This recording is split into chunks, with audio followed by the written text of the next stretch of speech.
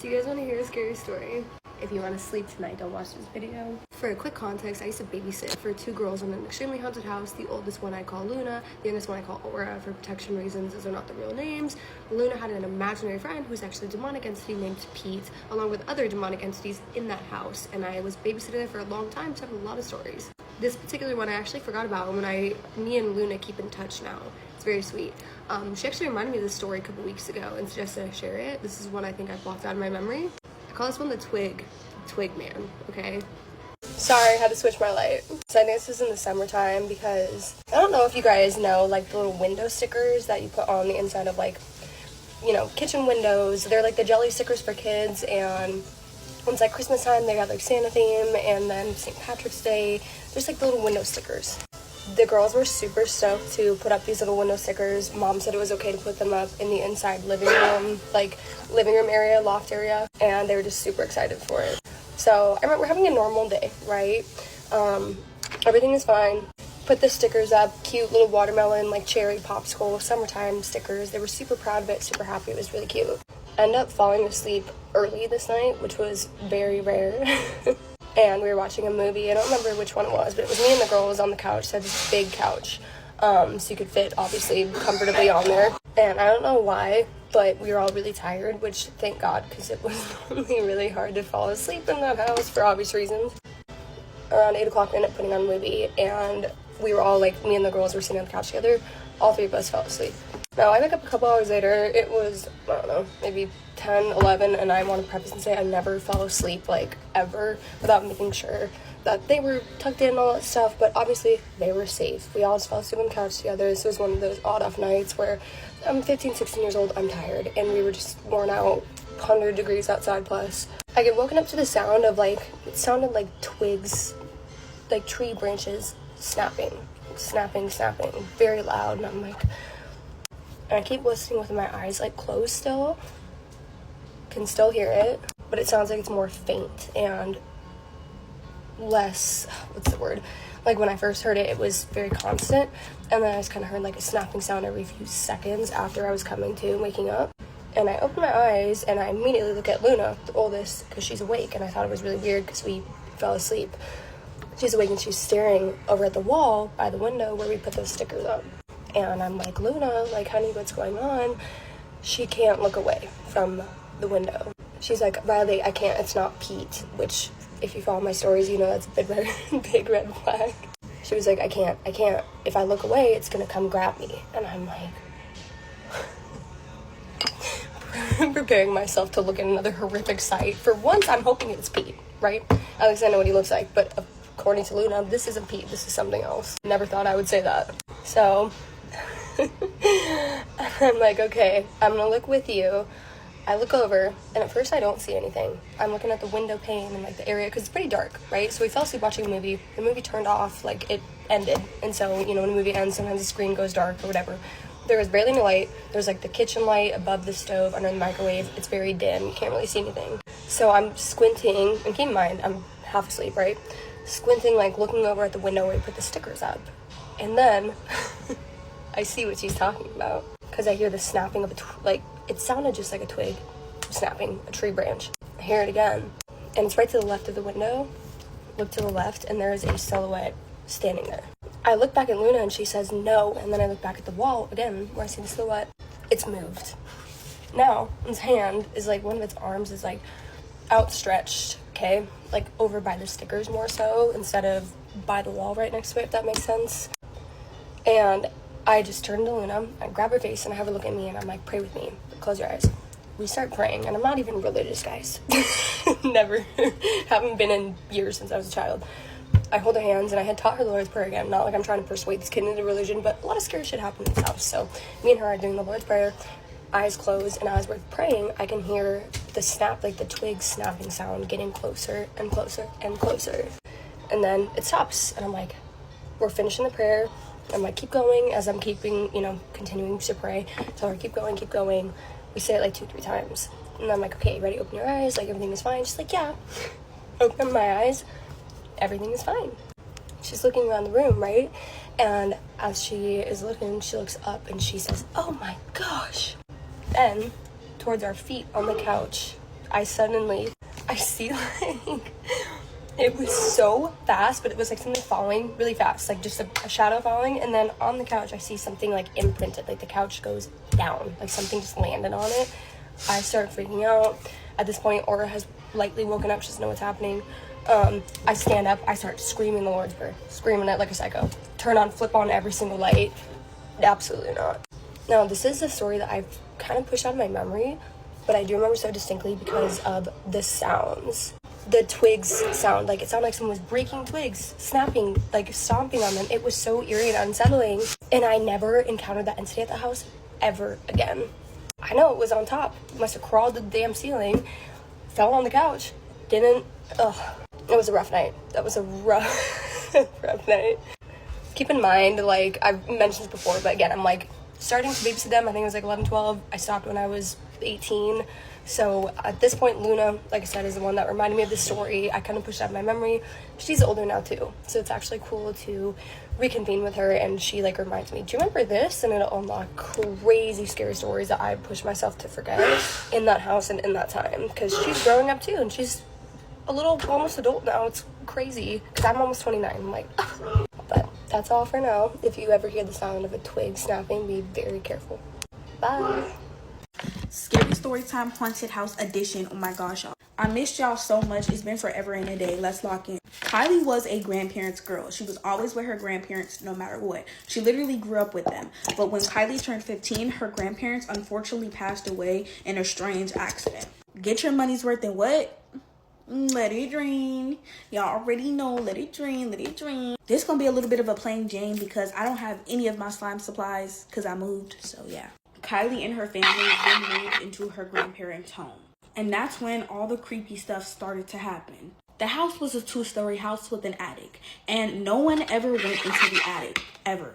Kylie's room was directly underneath the attic, and she swore she heard footsteps every single night to the point to where she would sleep in her brother's room. She told her parents, but of course her parents told her that she experienced a lot of trauma with her grandparents' accident, and she's just hearing things basically. Kylie knew something was up because every night she swore she heard someone breathing in her ear. At this point, it's been about 2 years, and the paranormal activities that was happening in the house kind of died down.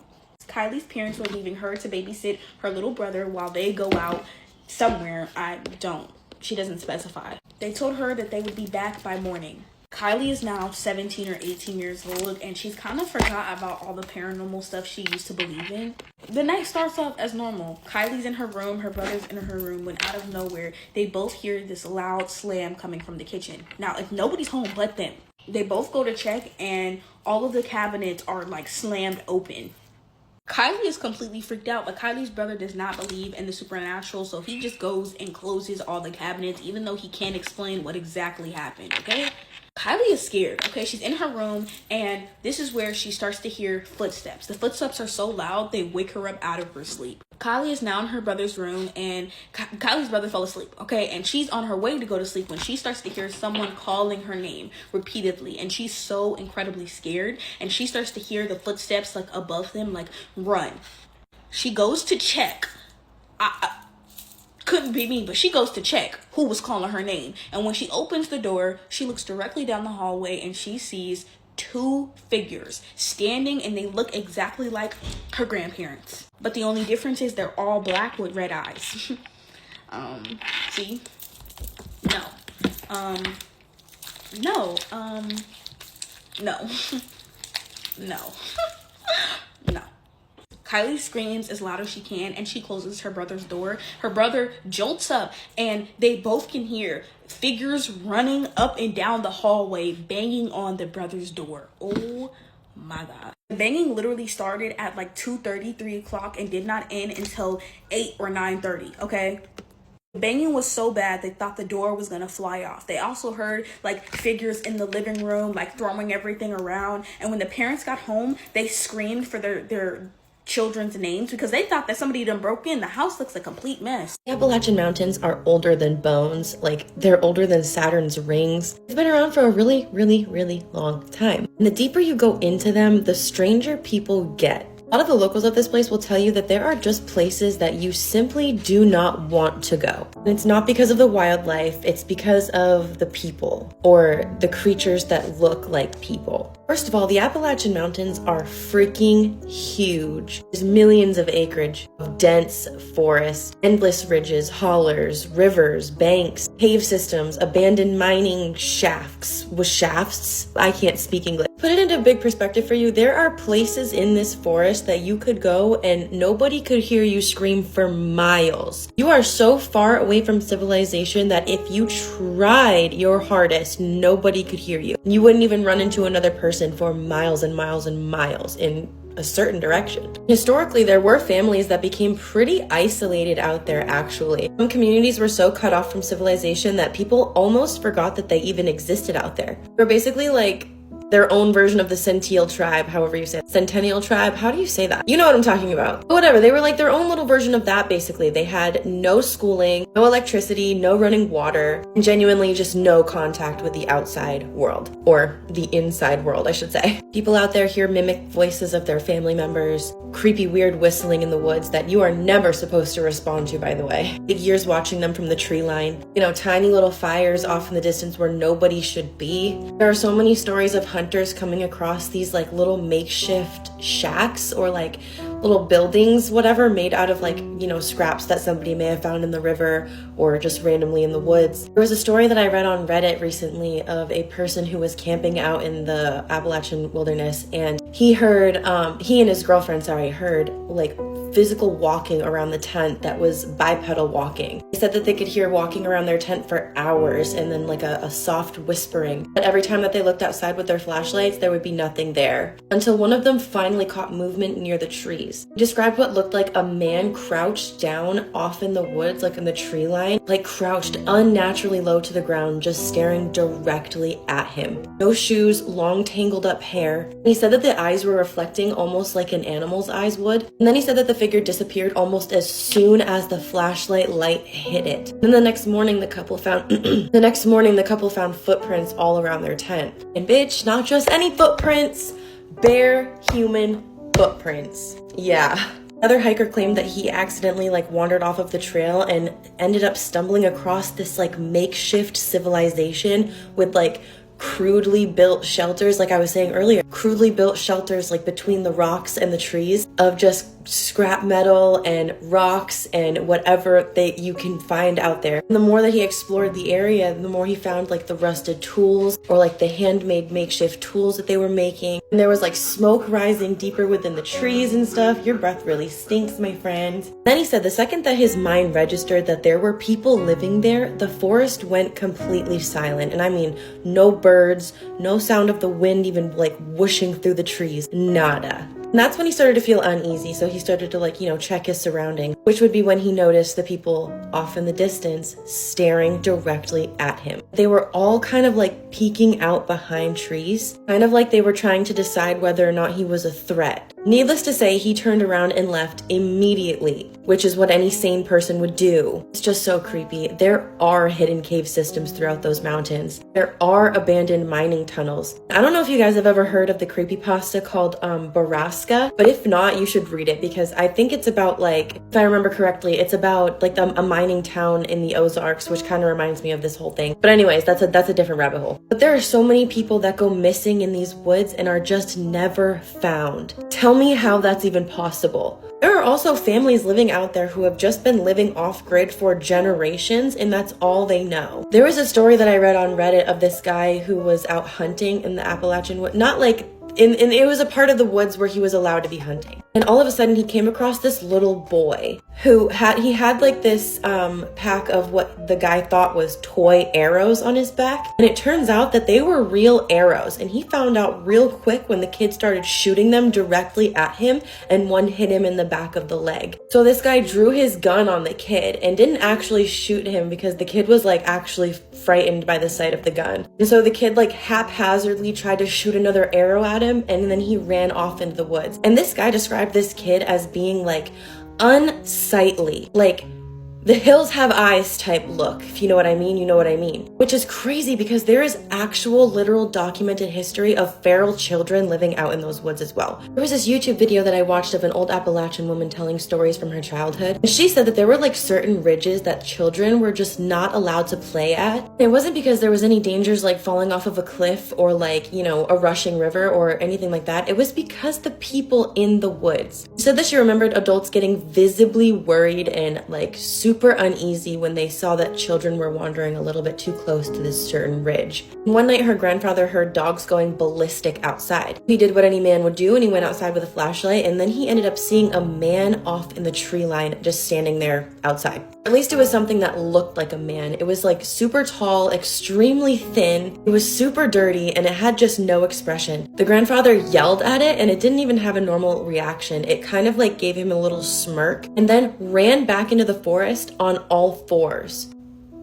Huh? That's not the first time I've heard a story like that either. Which is why I'm saying, like, there's so many stories that, like, you just gotta take this stuff into consideration. Like, it's not a big fairy tale. It's not. This place is fucking scary. I had a friend named Barbie who lived with her great-grandma, Miss Mary, and I would go stay with them on the weekends, and Miss Mary would tell us scary stories about how her family's farm was cursed, and how people got hurt, went missing, and were even unalived in some of the weirdest ways on this farm. Miss Mary said that they built this little wooden house in the cornfield in the mid-1800s, and there were 16 siblings altogether. Her daddy finds a graveyard out in the field, he removes it and puts it somewhere else and plants corn there. Mom was disgusted and told him to put the graves back, but Dad refused because the crops did so good and he made a lot of money. After the first corn season is over, Mary begins to notice that her older sister Elizabeth is acting really weird. She quit school, she quit going to church, she stopped teaching Sunday school, she didn't want anything to do with her siblings. Her parents chalked it up to, look, she's 16 now, she's rebelling, that's what we all did, she'll get through it eventually. But Mary knew this was not just some act of rebellion, there was something wrong with her sister, but she didn't know what. So Mary and Elizabeth share a room with a third sibling,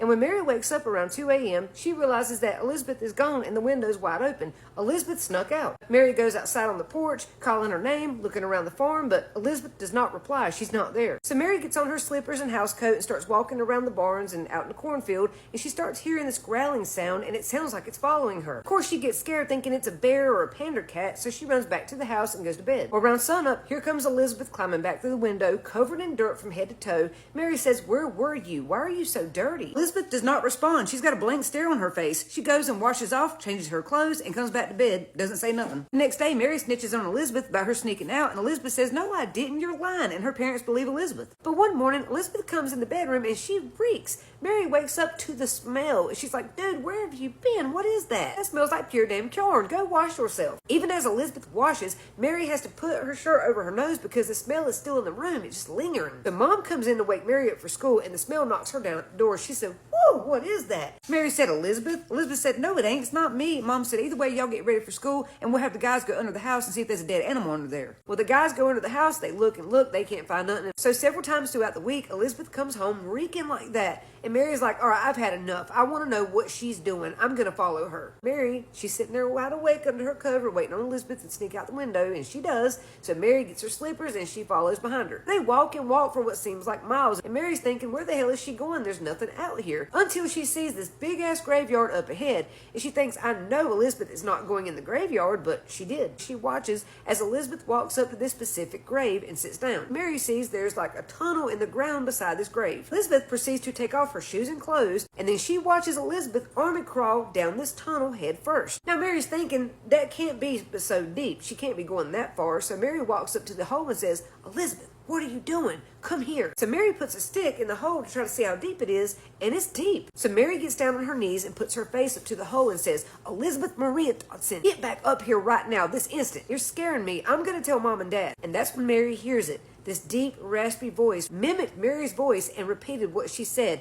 "I'm going to tell Mom and Dad." Mary jumps back, freaked out, because she knows that's not Elizabeth. Elizabeth has a very high-pitched voice. She didn't know how to describe it, but it didn't sound human. Mary abruptly jumps to her feet, stumbles backwards, and she hears this growling, snarling sound coming from the hole, and it sounds like it's getting closer and closer to her end. And then she took off running back to the house. The whole way back, it sounded like they were running right behind her up until she jumped back in the bedroom window. So the whole night, Mary sits on her bed waiting for Elizabeth to come back home. home, but she never did. So Mom comes in that morning and asks, where's Elizabeth? And Mary said she snuck out last night. She said, Mama, I think Elizabeth might be in trouble. So they go get her dad, who was getting ready for work, and she tells them everything that's happened. At first, her parents didn't believe her. They thought Mary was crazy. They said, well, Elizabeth is wilding out. She's rebelling, but sneaking out to go to a graveyard and climbing down a hole naked, that's just crazy. Are you making this up to get attention because y'all got in a fight or something? And Mary said, no, I saw it with my own eyes. They refused to believe her. And Mary said, look, I'll take you there. I'll show you where her clothes are right now. Let's go. So they all get on a little buggy and they go down there. They tied a horse up, walk out to the grave, and sure enough, there's a tunnel right beside the grave, just like Mary said. And Elizabeth's clothes are also piled up along with her shoes beside that hole. So they get the townspeople, they get some candles, they get down in the hole, but they can only go so far because apparently this hole is really deep. It goes far past the grave. They keep dropping a rock on a string down to see how deep the hole is, but it never hits bottom. So they keep digging and digging until they finally hit something, and when they move the dirt back, they find Elizabeth's remains, and she looks bad. Something tore her apart. Her body was already decomposing, but there was still a look of fear on her face, like she died screaming, terrified. And they don't understand why she's decomposing like that, because she couldn't have been dead that long. They just saw her yesterday, but her body's decomposing like she's been dead for days. Mary starts to realize if that weren't Elizabeth who came home, then what was it? Who climbed through that window every night, slept in the same room as me? Was it demon, a shapeshifter, or what? Townspeople start talking about who was buried there, and it was a man named Edward. And what was so strange is that Edward's body was found in the same condition. He had the same look of terror on his face. His chest had been ripped open. He had been torn apart as well, just like Elizabeth. So this whole thing was just really weird. So years later, Mary is now an adult, guilt-ridden. She stays drunk and angry all the time, and one night she decides she's going back to that graveyard. So she gets a shovel, a lantern, and her bottle of liquor, and she heads down to the graveyard alone. And when she got there, the first thing she noticed was that tunnel was still there, wide open beside Edward's grave, after all these years. So Mary fell face first down beside that hole and said, I'm so sorry, Elizabeth. I should have gotten you help that first night you came back home. I knew something was wrong with you, and I did nothing to save you. I'm sorry. Mary's sitting there at the hole with a bottle of vodka when all of a sudden she hears Elizabeth's voice.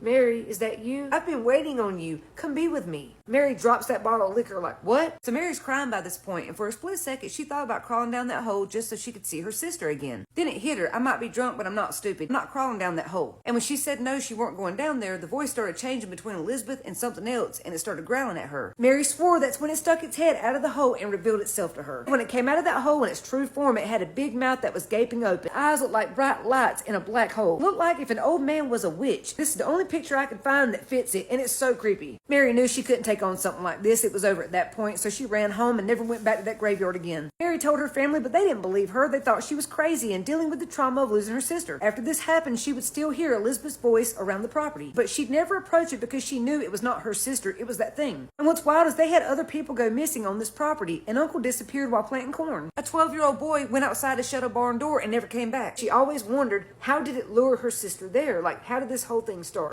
What would you do if the same creepy old lady kept showing up in your apartment building's laundry room, but none of your neighbors have ever seen her? This is Scared with Jess, and today's story is about someone who says that something happened to them in their apartment building's laundry room, and she doesn't think it was a human. I used to live in an old apartment building with a basement laundry room that always smelled like wet concrete and something sour underneath it. The room itself was small. 4 washers on one wall and 4 dryers on the other, 1 folding table in the middle, and a cheap plastic chair shoved into the corner near the utility sink. Nobody ever sat in it until I started seeing her. The first time I went down around 10 at night because that was the only time the machines were usually open. She was already sitting there when I walked in, an elderly woman, thin as wire, filthy white dress with gray stains all over it, bare feet, her hair hung down in strings like she'd been out in the rain and never dried off, and the skin under her eyes looked dark and sunken, and when she smiled at me, I could see the brown little teeth and swollen gums. I remember thinking she must have dementia or maybe lived with family in the building and wandered down there. I smiled politely and she didn't say anything. She just watched me load my clothes. The second time I saw her, she spoke. I was moving things from the washer to the dryer when she tilted her head and asked, "Which one of these still smells the most like you?" I laughed because I thought I'd misheard her, but she kept smiling. I grabbed my basket and left before the dryer finished. After that, I started seeing her almost every time I went down there, always in the same chair and always in that same filthy nightdress. She never had laundry with her, Never moved unless I was already trying to leave. Sometimes she'd ask me things that didn't make sense. Do you sleep alone? What floor are you on now? Did you wash the blood out? The last one made me start asking around. I asked my neighbor across the hall if she knew an elderly woman in the building who wandered around in a nightgown. She looked at me like I was insane. I described her to the guy upstairs, and he said he'd never seen anybody like that. I even asked the property manager, and she told me there were no elderly tenants living alone in the building at all. Still, the woman kept showing up. Always when I was there by myself. Always in that chair. Once I decided I wasn't going to be weirded out anymore. I walked in, saw her sitting there, and stayed. I folded my towels slowly, pretending I didn't care. She watched me the whole time, grinning with those dark, rotten gums. But before I left, she giggled. Not laughed, giggled. Then she said, "You leave yourself in here every week." I moved out 2 months later, but the worst thing happened before I could leave. It was late, maybe 11. I went downstairs with one load because I was packing to move and needed clean clothes for the next day. I opened the laundry room door and the chair was empty. I cannot explain the relief I felt. I actually smiled to myself. I thought maybe whoever she was had moved out, or maybe I'd imagined more of it than I wanted to admit. The room felt normal for once. Ugly and damp, but normal. I started the washer, set my detergent on top, and waited nearby on my phone. A few minutes later, I heard the basement door behind me slowly creak shut.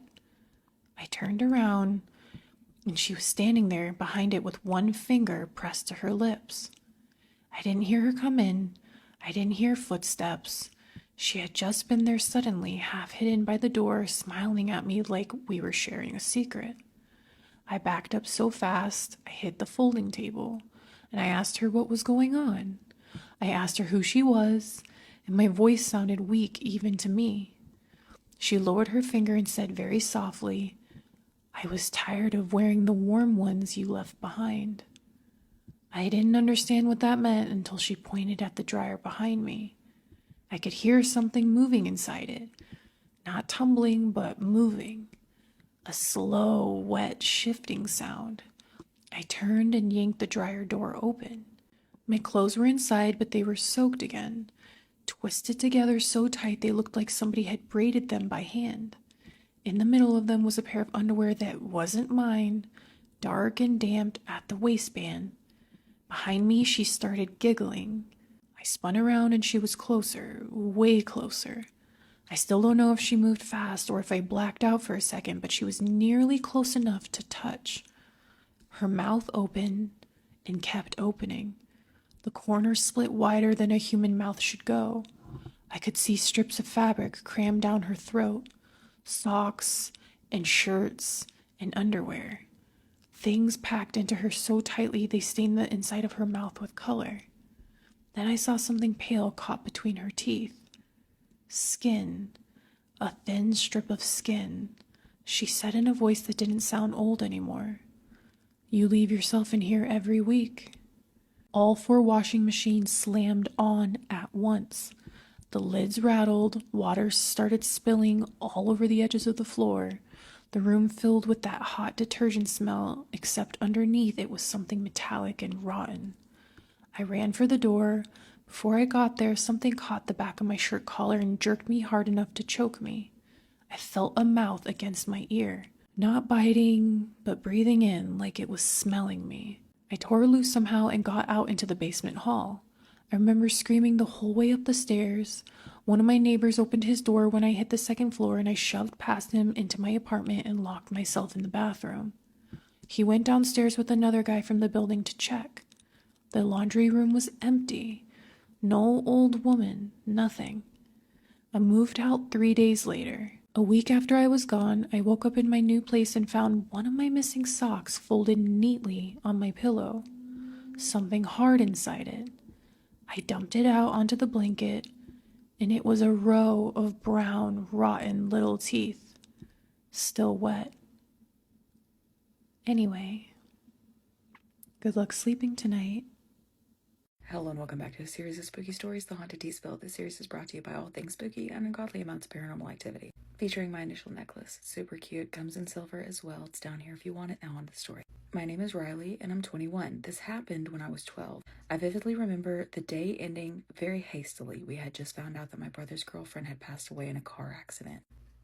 That is so sad. And my parents rushed to make sure my brother was okay on the scene. It was just my sister, who was around 19, and I at home. It started to get dark and we were very saddened by what happened. We were trying to trick our minds by doing something else and keeping ourselves busy. Well, we were playing with our dog inside the house and throwing a ball. I had thrown the ball to the living room, which was the opposite side of the hallway and next to the kitchen. After I threw the ball and it had already dropped, I heard a sound from my sister and I's room. I looked down the hall, but then I forgot about it. You hear something in a room where you and your sister are not. You're there alone, and then you just forget about it?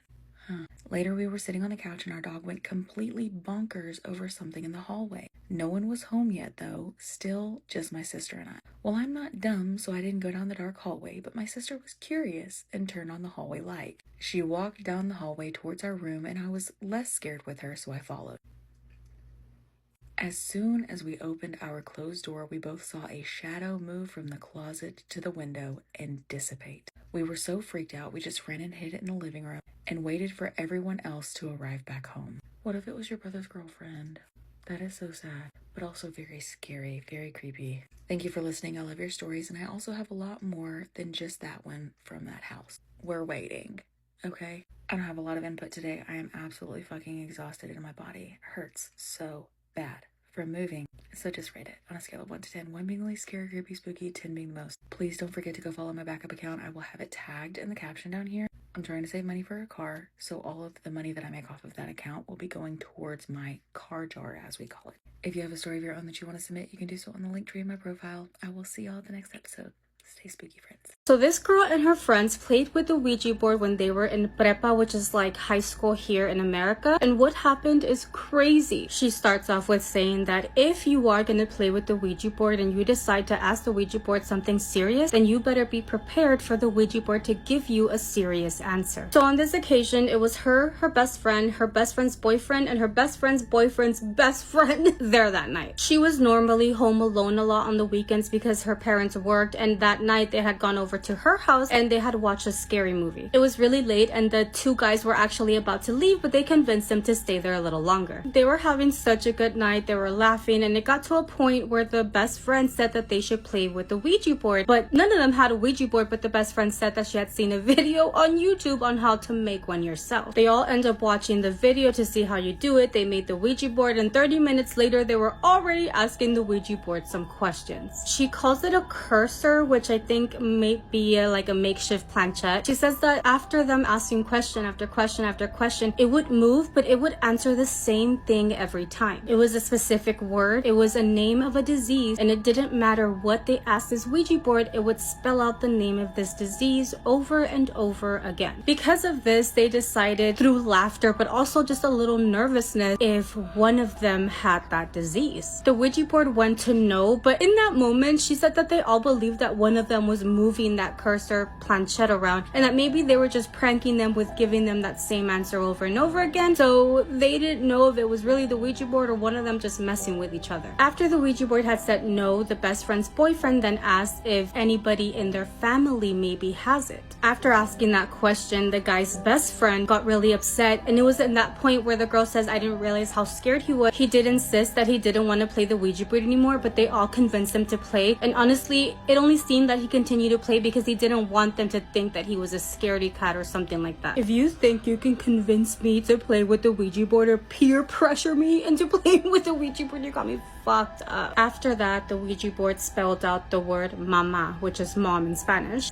Obviamente. After that, the guy's best friend stands up, says that he was gonna leave, and he warned them that this wasn't a game anymore. So the girl telling the story and the best friend, which is the guy who asked the question's girlfriend, got really mad at him because they thought that he was messing scene with his friend and that it wasn't funny, like why did he do that? But he insisted that he wasn't the one moving the Ouija board. After that, his girlfriend was so upset and mad that she decided to go back to that Ouija board, touch it by herself, and she asked, whose mom? Whose mom has this disease? The Ouija board did give a response, and it spelled out T-U, which is tu, which means you in English. The Ouija board said you to the girl who asked the question. After that night, everybody went to their own houses, and she admits that she did feel like that night was just a little too scary, a little too serious and spooky for a group of teenagers. And a few days later, she did receive a phone call. That phone call was from her best friend's mom, and the mom was asking her if she can come over to her house because she had something to talk to her about. When she goes to her best friend's house, she thought the worst because her best friend had a brother, and the brother's best friend was also there. The mom explained that she wanted them to be there for her children when she gave them the bad news. They had discovered that the mom indeed had the disease and that it was in a very advanced stage. They had told her that she only had a few months to live. She explains how she thought to herself that maybe it was just a coincidence, like the Ouija board was not right. However, the mom,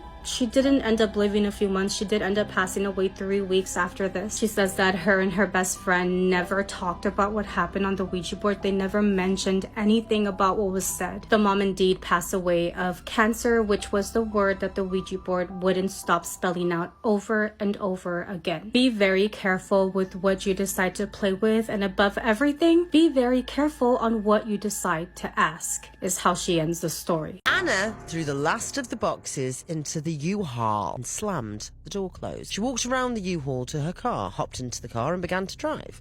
She grabbed a water bottle from the passenger seat, took a swig. She was about to drive her whole life 3,000 miles from LA to New York City. She'd never been more nervous. As she drove, she felt butterflies in her stomach. Her foot pressed down on the brake pedal as she slowed for a red light. Sure, she was nervous, but what an amazing trip. She'd see the most beautiful scenery, mountains, valleys, sunsets and sunrises. Where she was going, she'd need some nice memories to look back on. She was a million miles away. The light had turned green. She shook her head. Come on, Anna, she whispered to herself. Get a grip. Now's not the time to daydream. She drove around the road, the bends never ending.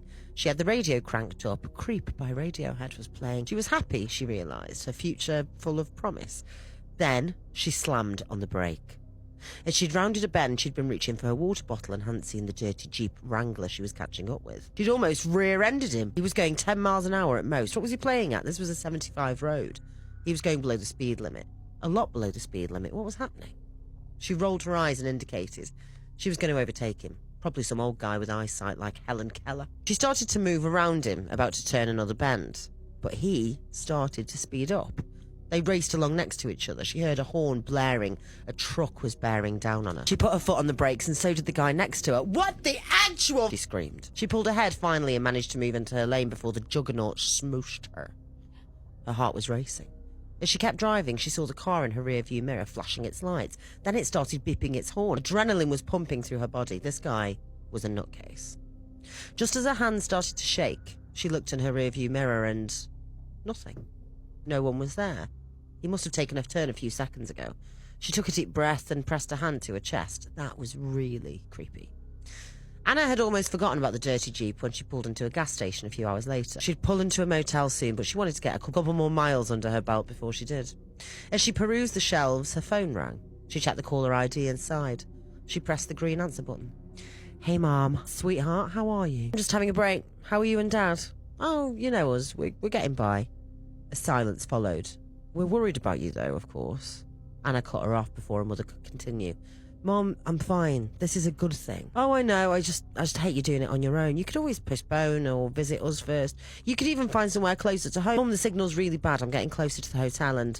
The phone fell from her hand as her eyes locked on a dirty Jeep Wrangler, driving slowly through the forecourt. It was too dark to see through the driver's window, but she felt someone watching her. She followed the car with her eyes and saw it back into a space, the headlights facing her as she rushed to her own car. Jump in, turn the key in the ignition and drive away. She watched the car as she drove past it, half expecting it to follow her, but it didn't. Anna found a motel and checked in. When she woke the next morning, she kept telling herself that she was being paranoid. She packed her bags, grabbed a bag of snacks, refilled a water bottle before she left. She needed to be prepared for the long driving day ahead. But as she got into a car, she looked up, and there it was. A Jeep Wrangler covered in dirt. And this time, the door opened. A man got out of the driver's side and started to walk toward her. She assessed him quickly. Tall, dark hair, pretty attractive, she thought, despite the fact that he appeared to be stalking her. As he walked towards her, he moved his finger in a circular motion, indicating she should wind a window down. He leant into the car and Anna recoiled. He had a strong scent. Dirt and booze? Do you recognise me? I'm sorry I scared you yesterday. I was texting and got distracted. I nearly ran you off the road. I'm really, really sorry. No problem. Anna smiled, her foot on the gas pedal. She was desperate to get out of there. There was something really weird about him. Anyway, take care. She hit the gas and got the hell out of there. She'd hoped it would be the last she saw of the man, but 10 minutes later, on a desolate lake road, she saw something. She squinted and recognised the Jeep Wrangler in the middle of the road in front of her. How the hell had he overtaken her? Oh, he knows the back streets. She slowed to a stop. His car was taking up almost the whole road. It would be rude just to drive around him. He looked like he was having some car trouble. He walked over to her side of the car for the second time that day, and that was when she noticed the sling around his arm. That was new? Had he had that on earlier? She wound the window down again. Oh, God, this is embarrassing, he said, blushing slightly. But the old girl seems to have conked out. My mom. Can you help me move the car just so I'm not in the middle of the road? I'm in a hurry, Anna stuttered. Me too, it'll only take a minute. I'll go to the gas station and I'll call the tow truck for you. Look, I'm in a rush too, I just need to... I have to go, I'm sorry. Yeah, Anna turned back to the face of the windshield, ready to take off, but her eyes caught a scene to the left. Flowers wrapped in cellophane, framed pictures with steam in the glass from months of being outside. The kind of scene that shows that someone had once died here. Before she looked away, she saw a bigger picture. Saw who it was inside. Dark-haired man. Very attractive. Anna stomped on the gas, the car squeals, the wheels spin, and the car goes nowhere. She slowly turned her head to look back at the man. He's gone. Anna's heart pounds and she's breathing heavily. Silence surrounds her. Where did he go? Her eyes look into the rearview mirror and the man's eyes stare back. Anna screams and reaches for the handle, but the feeling of cold metal sliding into her chest made her stop. Her body slowly slid backwards onto the passenger seat and she looked into the blue eyes of the dark-haired, attractive man as darkness took over. Detective Banbury looked over the sight and rubbed her eyes. She was tired, but she still had a job to do. Her eyes roamed over the car, the blood, the body of the young woman. She leant into the car and looked at the debris. She saw a water bottle, picked it up, opened it, sniffed. She recoiled. Vodka. She hated the smell of the stuff. Hadn't touched a drop in a whole year since her brother was hit by a drunk driver on this very spot.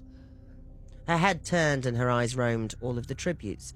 She'd made sure that the flowers were replaced every month or so. She thought of the other bodies found here over the past year. Always in a car, always drunk drivers. She wasn't exactly sure what was happening, but she had a feeling that Tom was responsible for it. Just then, she heard a cough.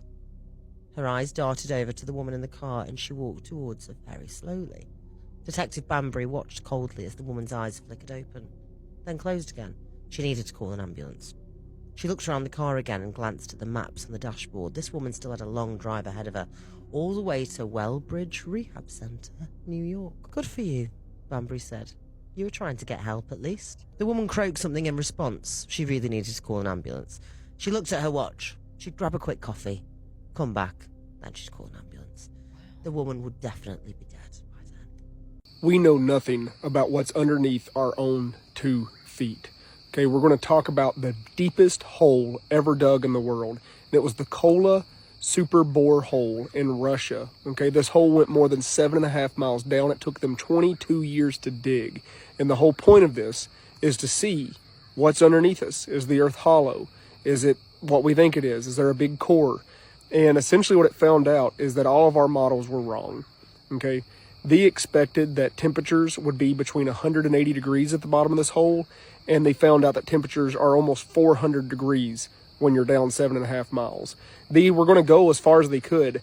At the 7.6 mile range is when their drills actually just couldn't continue to pierce anything, and there was these granite barriers just everywhere. But what's weird is in between these granite barriers, the rocks behaved like plastic. They did not behave like rocks. So the rocks that we know of that get pushed to the surface, when they're that deep in the earth, they're essentially like rubber. They stretch, they bend, they move. And that's how rocks get their shape. That's actually how we know this. And a lot of people think that, rocks just chip off, but apparently they do press and squish around when they're under the ground. And years and years and years they come up. So the Earth model is not right that we thought we had this whole time. They were, wanting to check to see if there's subterranean Earth and all this stuff. And what they found is there's water down there that is just boiling. And that's what helps it work its way up. It was super interesting to see that. Now, getting into the weird, spooky stuff of it, okay? We pretend in schools like we know exactly you remember you get the models of the Earth? We don't know. 7.6 miles is all we went down. Now, this is the interesting part. At 7.6 miles, it was almost 400 degrees, right? Well, the Mariana Trench is just slightly less deep than that, and it's 39 degrees. Now, of course, the water has some attribute there, but why isn't that water boiling like the water is boiling at the other point at 400 degrees? Why isn't the water boiling down there? Why isn't it hot? It's cold. It's actually just barely above freezing. And they believe that this heat from underneath the ocean floor down there is actually what keeps the water from freezing that deep. But we always just pretend like we know everything about us. And, you go to science class and they teach you that Earth, mantle, crust, core, all that stuff. And this study just confirmed that we actually don't know if that's the truth. Because already their predictions were more than double what they thought it was going to be when they started digging down. It might be way hotter down there. It might not be as deep as what we're thinking. And there's these big hollow pockets. We really just don't understand how it works. And in the last decade, it really threw us in a loop because they believe that the Earth's core started rotating in the opposite direction, and they just don't know why. Which has led a lot of people to think about a sudden apocalypse event, which could be that at some point the poles flip. And when the poles flip, we would technically lose gravity just for like a few seconds, and everything that was on Earth would just go flying off. And that might be why there's not proof of older civilizations and technologies, because they literally just flew out into outer space. Like, that is a terrifying thought to think about. Somebody said that we can call him T. Sent us an email to tell us about this weird experience that he had while he was serving in the U.S. Navy on an aircraft carrier while he was on deployment in the middle of the ocean. T said that he was fresh out of A school. He was the new guy, right? So he would get the night shift watch because nobody else wanted to do it. But he said it really wasn't that bad because the watches, which were normally 4 hours since he was new, would be cut in half. So you're out there for like 1 to 2 hours, not sleep deprived, not feeling any type of way. One night he says it's the middle of the night and he is on watch and he looks out over the water and it's very dark out there. So anything that has any sort of light, it's automatically going to catch your attention. So looks out over the water and says that he sees these lights that seem to be kind of like going around and around and following each other. As he looks at it longer, he says he realizes that it's not in individual lights that are going around following each other. It's one thing that is spinning. He says that he stands there and watches this thing for a few seconds and then it just plunges into the ocean. In their email, T wrote, I really don't want anybody to know who I am because I don't want anyone to think that I'm crazy. Well, Tiju, I have good news for you. So everything that was just declassified via the government, I took notes. You're not crazy. So back in the 1950s, U.S. Navy reported fast underwater contacts, objects moving too fast, anomalous sonar signatures. In 1967, we have the Shag Harbor incident. Glowing object crashes into the water off of Nova Scotia, okay? Rescue crews think it's a plane. They go out, they look, nothing. 1980s and 1990s, Soviet reports. Glowing underwater spheres, impossible sonar contacts, objects moving too fast. Jump forward to 2004, we have the Tic Tac encounter. Navy pilots tracked a white Tic Tac shaped object off of the California coast. No visible propulsion, instant acceleration, intelligent movement, interacting with something below the water, okay? 2014, 2015, we have our East Coast UAPs. Navy pilots encounter objects, unusual maneuvers, hovering over ocean, radar anomalies, descending toward the water. In 2019, we have the USS Omaha incident. The Navy filmed an object near the ship before it disappeared into the ocean. It was transmedium, meaning it could travel through water and air. The Pentagon did confirm the footage. That happened in 2020 when the Pentagon released all of the UAP stuff. In 2023, David Gersh did a testimony before Congress, secret crash retrievals, hidden UAP information, and non-human recovery efforts. In 2024, Rear Admiral Timothy Gallaudet, I think that's how you say it, he went before Congress and he did a congressional testimony unexplained transmedium objects, oceanic anomalies, and really push that we need to investigate the ocean and take this seriously. Why I think this is plausible, only 25% of the ocean has been physically mapped. People will say we've only explored 5%, but that's not entirely correct. So of that 25%, even less has actually been observed by humans for all those reasons, which are obvious. We can't get down there. It's too much pressure. It's just too expensive, the things we have to do to get down there. So then you would enter the midnight zone, which is just a world of complete darkness, which we've never seen. We have literally mapped Mars better than we have mapped our own oceans. Now, what I told you before was released in those files. This conspiracy theory can't be proved. Some people speculate and say that there are underwater bases, whether they be advanced technology that we possess or alien technology, no one knows. Catalina Island, Puerto Rico Trench, and Antarctica. But as you can see, this is a rabbit hole that I have fully fallen down. But so many reports have come in from U.S. service members who have served in the Navy or on the water, pilots, sailors, whatever, that say that they have seen these things while they're out in the middle of the ocean. This stuff is truly just the tip of the iceberg when it comes to what U.S. Navy service members have reported seeing, hearing, encountering in the middle of the ocean. For example, the World War II Phantom Fleet reports. Navy sailors during World War II would report phantom convoys, lights at sea, ships appearing in fog and then vanishing, and radar contacts with no visible vessels. And then also, looking at my notebook here, there is the SS Orang Medan. Distress signals were received, rescuers boarded the ship, the crew were found unalived with terrified expressions, and then the ship went kapoo and it sank. And then there are the reports, of course, of mermaids, but not the mermaids that we think when we associate them with mermaids, as something far more terrifying, trying to mimic a human, but looked like corpse-like and like really gross. But those are those reports. All I'm saying is, there's something going on out there. Snacks in hand, the vibe is set, and once I start, don't eat too much, cause you gotta stay fine. But come on, bestie, yeah. This lighting is kind of weird, but bear with me. But hey, bestie, I missed you. What are you doing? It's time to get a snack, right? Okay. You gotta get your okay, you got it, okay. If you want my story time in long form, go onto my YouTube, but get comfy and warm, okay? Okay. Don't watch anybody else's because they making money off of me. Anyway, on to the story time. Oh, for the sake of the story, let's call this guy Jamie. I need to get ready for this one because my mind is fucking blown, okay? So, Jamie is 19 years old right now, but when Jamie was 17 years old, which was 2 years ago, his body started to change, right? He hit puberty way before that. And the deep voice and the regular puberty stuff happened. However, when Jamie turned 17, he started to have really bad acne. And I mean really bad, to the point where pus would be coming out his skin. He went to different doctors about it. They gave him different prescriptions. He tried everything and literally nothing worked. And it literally took a toll on his mental, to where Jamie becomes super fucking depressed, super fucking insecure. He literally hated himself. And it's not, damn, I just bit my tongue. Anyway, but it's not Jamie's an ugly guy. I went to his page.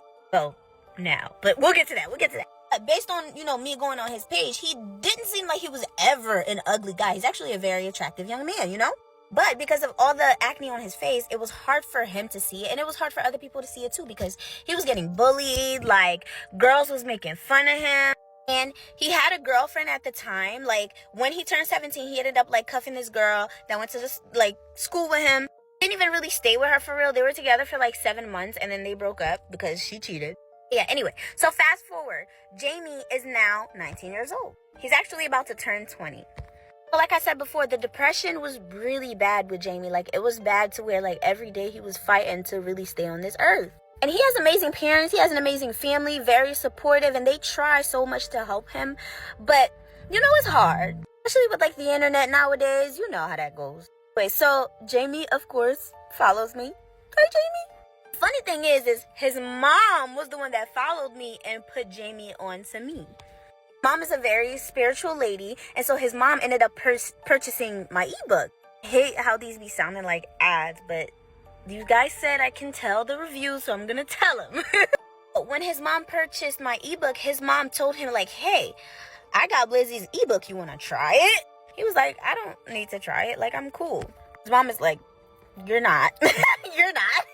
Ultimately, they decided that they were going to do it together. His mom ordered the stuff, the teas, and all of that. And I must say that this happened in January of this year. So, they did the fasting, of course. And Jamie's mom was hoping that some way, somehow, it would help him, with his depression.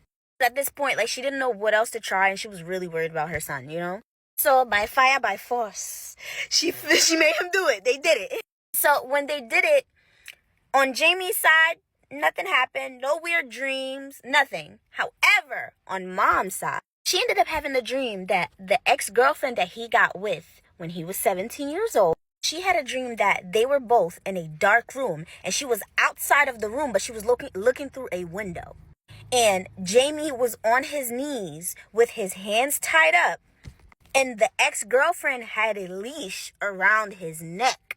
And Jamie said when his mom woke up, she was absolutely fucking terrified.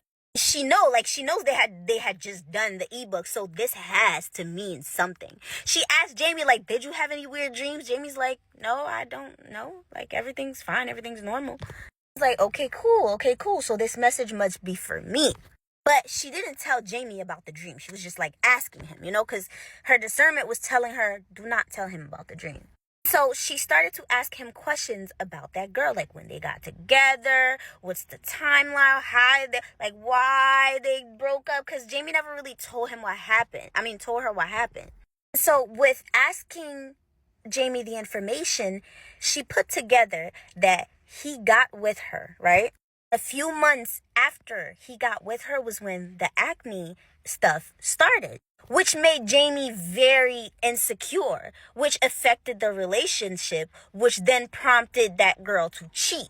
Now, don't get me wrong. I'm not blaming Jamie for, that girl cheating. That bitch cheated because she wanted to cheat. But she's putting the timeline together, and she's like, does that, correlate in any way? And then it clicked. And she asked Jamie, did you have sex with that girl? Jamie's like, no, Mom. Mind you, she's a Caribbean mom. So, of course, Jamie's going to be like, no, Mom, I didn't have sex.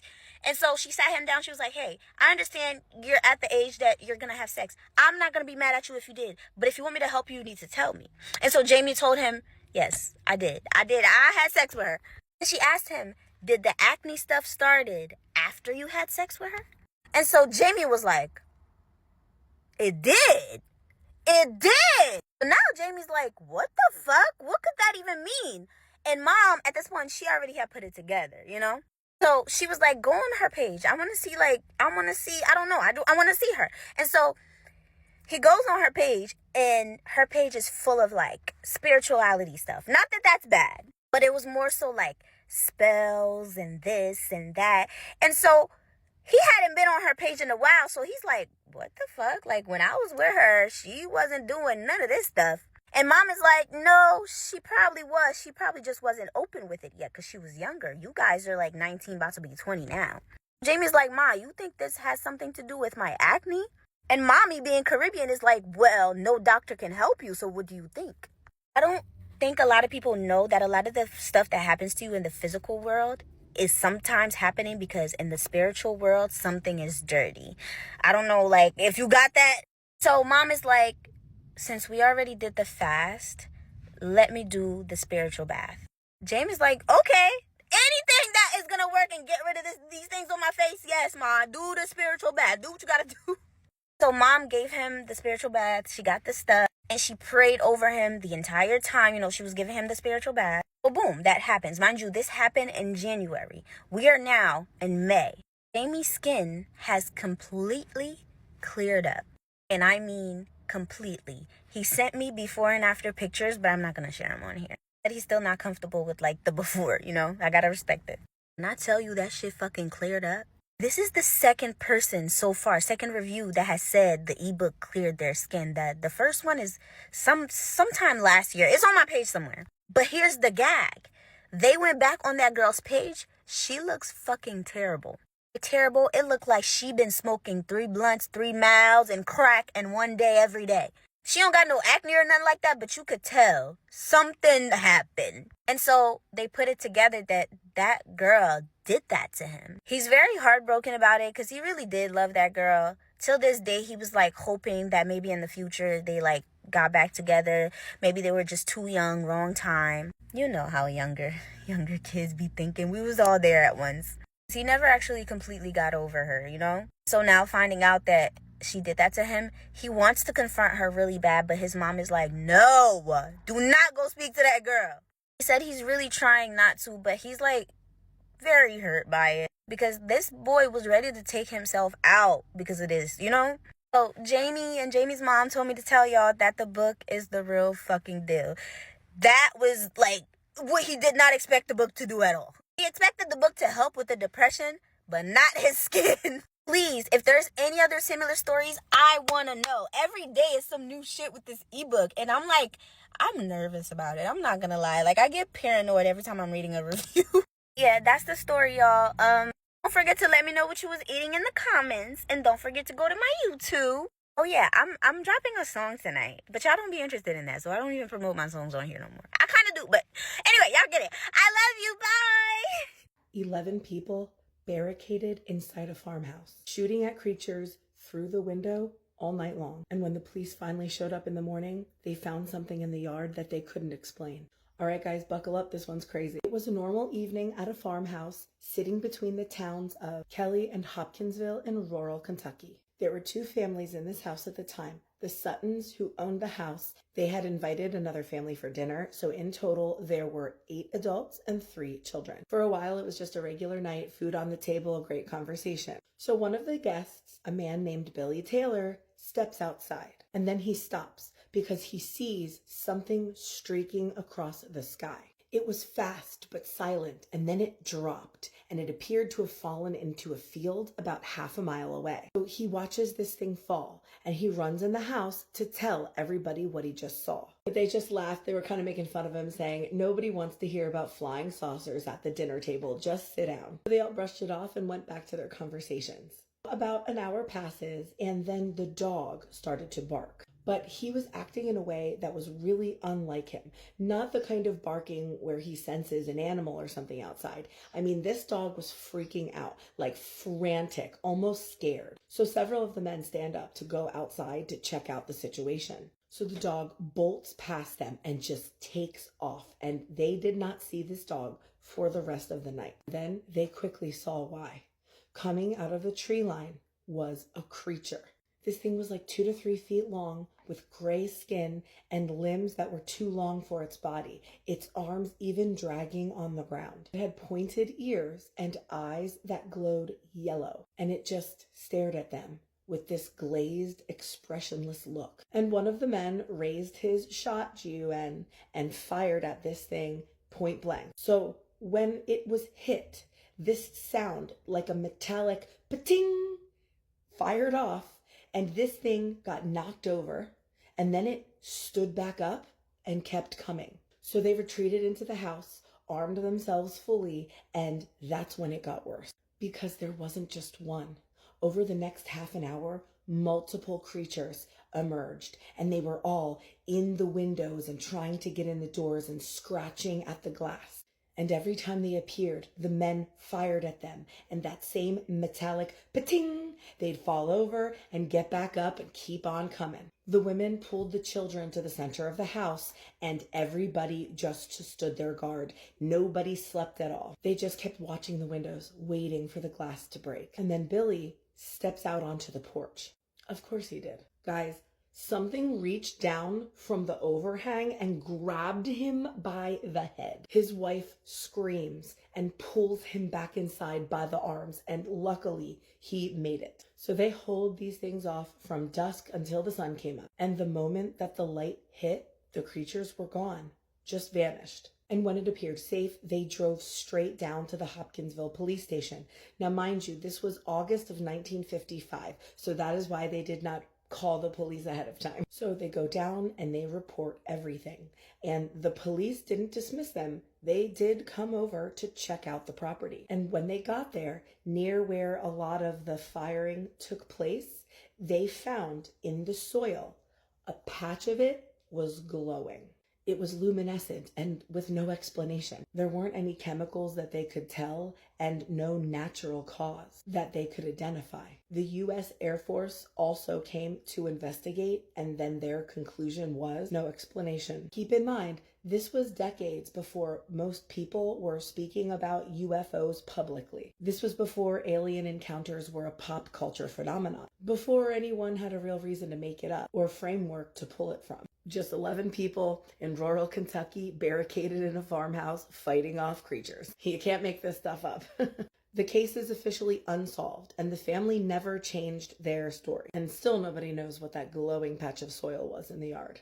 All right, y'all. Let me know your thoughts in the comments. I love a good alien UFO story. And as always, if you're new here, you gotta follow for more creepy story time. I was told a fantastic ghost story today that's pretty chilling as well. So it was from a lady who told as a child she used to stay with her grandmother who lived in an apartment. Now these apartments had been built within a former hospital. So yeah, goes without saying, it's probably a bit spooky. And apparently she said, you know, they had the original features between the apartments was the same vibe as the old hospital corridors. You could tell that's what it had previously been. And it was just rather eerie.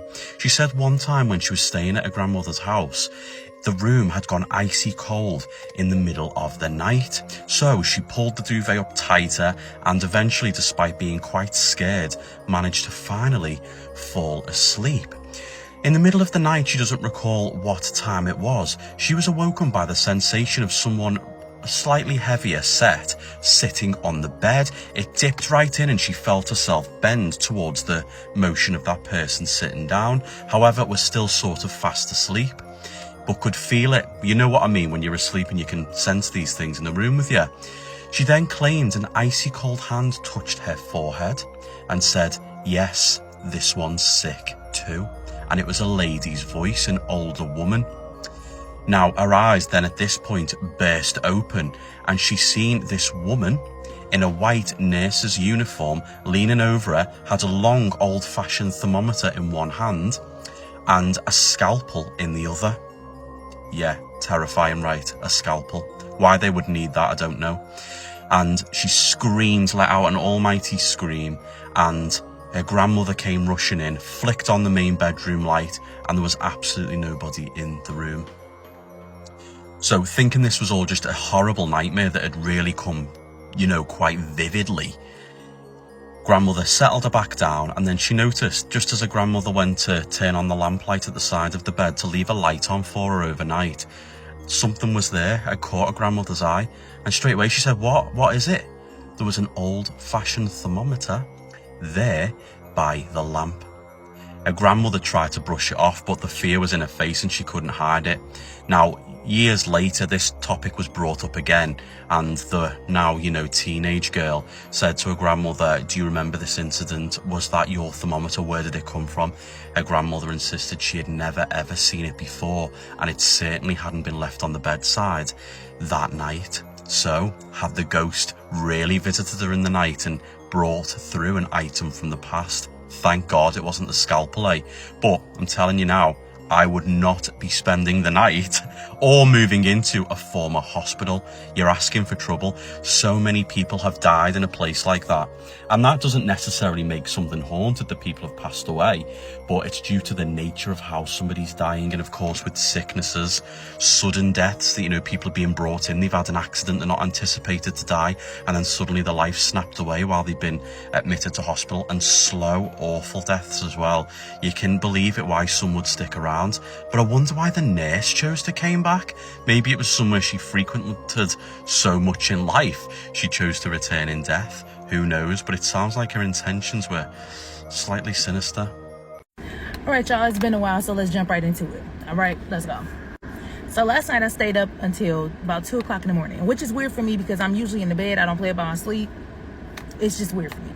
And so I'm sitting on the couch and I'm doing some work, like doing some paperwork, and I look to my left and I see a reflection in the TV. The TV is off. Okay, so I'm not mistaken. I was like, okay, I definitely just saw a man standing right there. But okay. So when I walk towards the hallway, I hear somebody say, "Shh." Now, my daughter is usually asleep. She's in bed by 7 o'clock. And so when I go into her room to check on her, her cover is over her head. And so I go in her room, I lean over and I pull the cover off, and she's sleeping. But when I got her up to go put her in my bedroom with me, she told me that it was a man standing in the corner of her room. You already know the steps I take. I tell my mama, she prays, the end, right? But the next morning, it continued. So I'm packing up my car.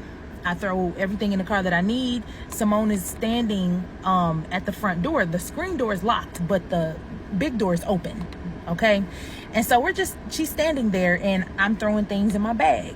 While I'm throwing things in my bag, I hear like somebody knocking on the glass. Now, Simone does knock on the glass a lot. Like, she'll play around a lot, and she'll be like, you know, tapping on the glass. I said, Simone, stop tapping on that glass, girl. She said, I didn't do that. I didn't tap on any glass. And so I looked at her, and she looked serious, like she really didn't do that. And I said, oh, okay. I said, come on away from the door. Comes away from the door. She stands over near the refrigerator. So she's standing far away from the door now. So I hear tapping again. This time around, I'm standing at the sink. I hear tapping coming from the glass over the sink, the kitchen sink. And so I peeked like this. Saw a man clear as day. Now, I don't know who he is. All I know is he has to be attached to the house. Has to be. Because not only were you already in the house, how you tapping now to see if you can come in? I just asked my mom. I was like, I don't know, you know, what the deal is with this dude. Like, I was literally talking just like this. I don't know what his deal is, but the fact that he was tapping on the glass today as if he wasn't in our house last night, that's sending me. I don't know what to say. But that's what's been going on. A few years ago, my friend and I, we were walking home pretty late at night. It was around 10 p.m. and we decided to go take a shortcut through the woods. Like I said, it was very dark outside, so we had our phones out using the flashlight for light along the trail. We got about 10 minutes into walking, and we heard a man scream. Not yelling, it was a scream of terror that was obvious. My friend and I, we stopped immediately, and we just sat and listened. It was completely silent after. We didn't hear any footsteps, we didn't hear anything else, and so after a minute of waiting, we convinced ourselves maybe the noise was farther away than we thought it was. Eventually, we started walking again. We had to get home, and 5 minutes later, I heard my friend scream, and she disappeared off the trail. I was calling her name over and over, and I couldn't find her. There's no sight of her.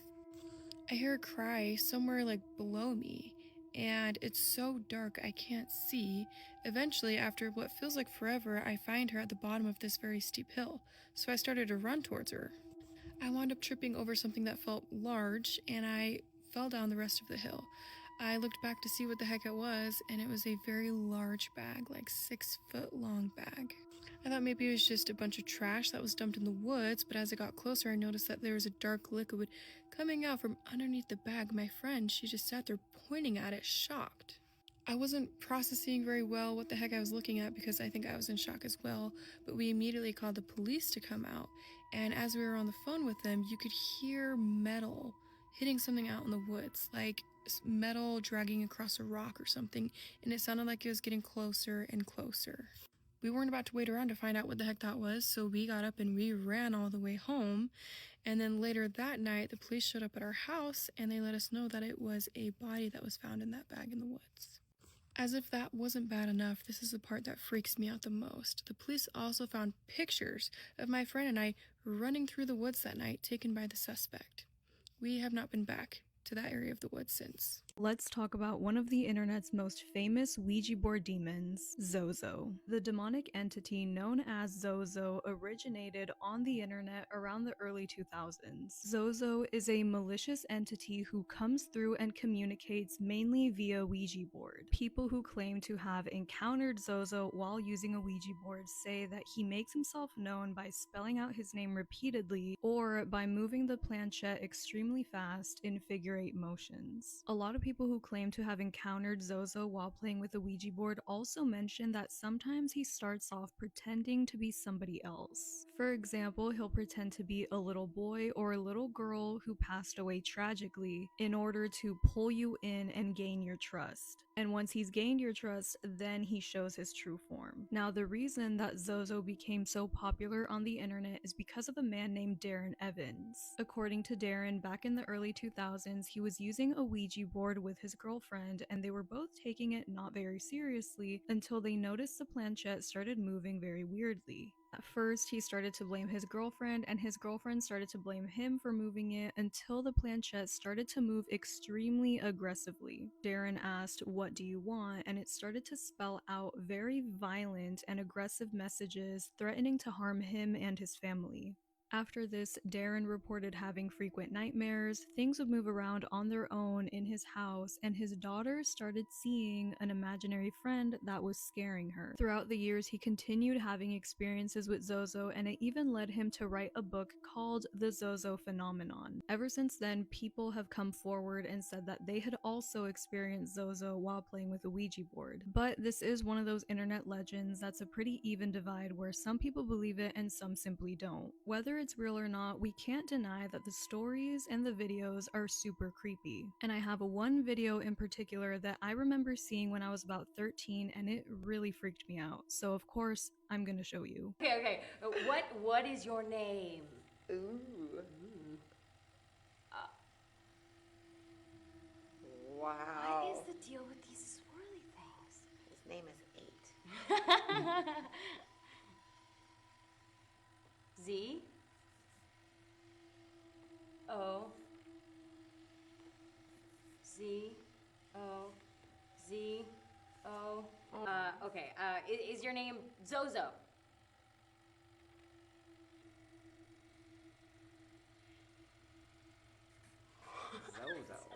Zozo the clown. That is so creepy. What the? Monica, what are you doing? Hey! Monica! What are you doing? Oh my god, Monica! Monica, calm down! There's a particular set of rules that they say to follow if you ever encounter the paranormal. Like, for instance, if someone knocks on your door after midnight, you do not answer it. If the phone rings after midnight, you're not supposed to answer it. If something calls your name, it's said that if you respond, it could possess you. If you go to a funeral, and when you're leaving, you should never look back until you get home.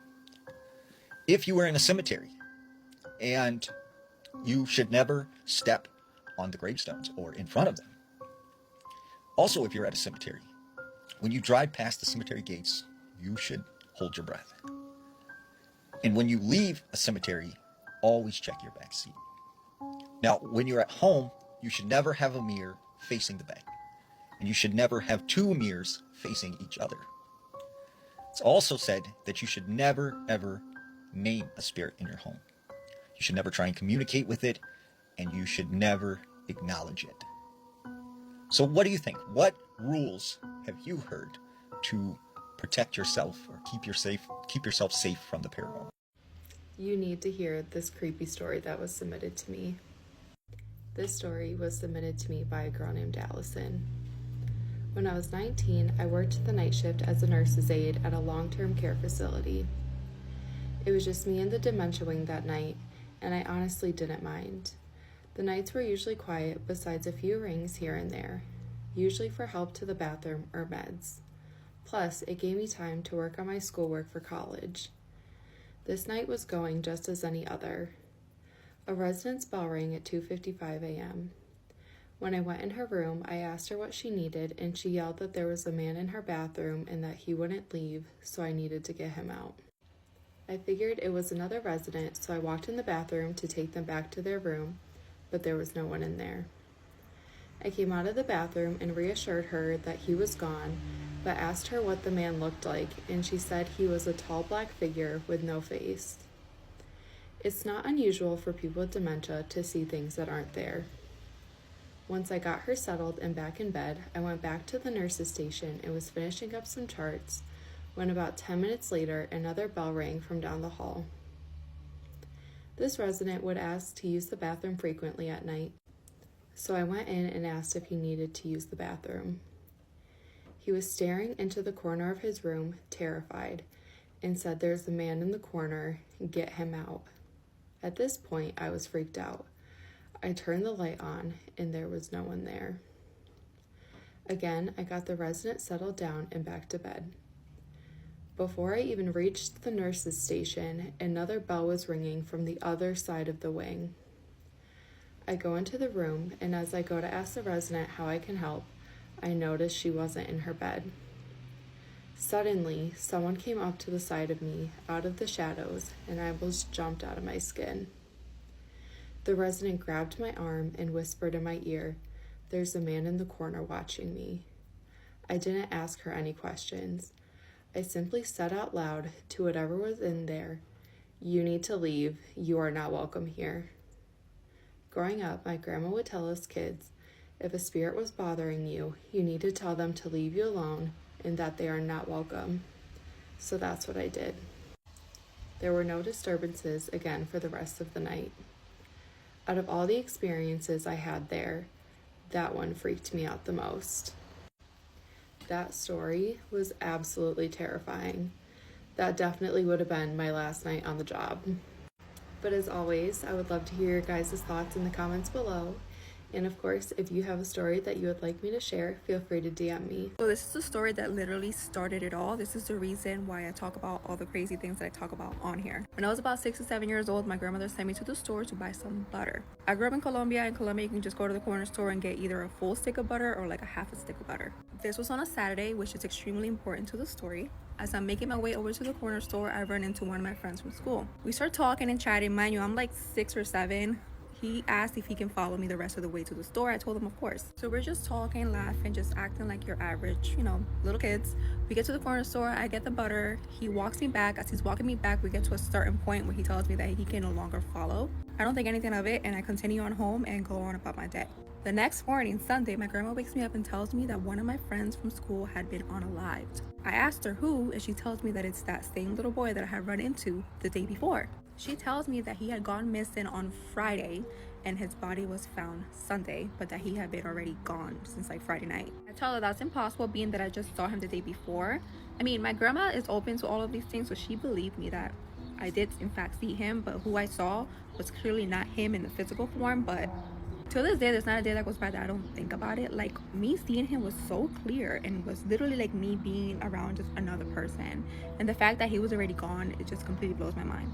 I have some creepy photos to show you. One of these was sent in by one of you, while the other one is a viral picture that I came across. But I feel like they go perfectly with each other, so I had to show them together. Let's start with the viral one. In these pictures, we can see a group of a few friends hanging out at night. Sadly, one of the members of their friend group had passed away a few weeks prior, and so they decided to have this get-together in order to honor their friend. At one point in the night, they took some group photos together, but in one of these photos, we can see somebody joining in who's not supposed to be there.